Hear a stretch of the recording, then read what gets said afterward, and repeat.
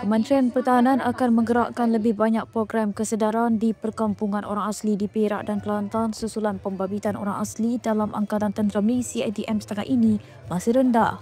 Timbalan Menterinya Ali Zahari berkata pihaknya kini meletakkan fokus untuk meningkatkan penyertaan orang asli dalam askar wataniah kerana kesedaran dalam kalangan mereka menyertai pasukan itu atau ATM secara tetap masih tidak memberangsangkan.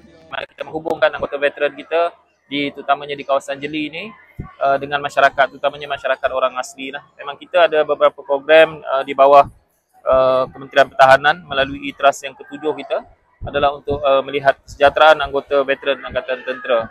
Jadi dalam masa yang sama adalah kita menghubungkan melalui program CIMIC kita, iaitu kerjasama antara Kementerian Pertahanan dan juga anggota masyarakat itu supaya kita dapat memberikan lebih banyak kesedaran kepada anggota masyarakat tentang peranan Angkatan Tentera, peranan anggota veteran kita, dan dalam masa yang sama memberi juga kesedaran kepada masyarakat supaya mereka punya minat untuk menyertai Angkatan Tentera Malaysia dan secara watan yang macam saya sebutkan tadi adalah melalui askar wataniah itu sendiri. Kita tahu latihan-latihan melalui wataniah itu akan boleh memberikan sedikit pendapatan tambahan kepada masyarakat orang asli, tapi dalam masa yang sama adalah pembentukan jati diri masyarakat itu pun juga dapat kita pertingkatkan. Jadi ada banyak juga aspek, tetapi yang akhirnya yang kita harapkan adalah anggota masyarakat harus jadi sebahagian daripada anggota pertahanan untuk menjaga pertahanan negara kita juga.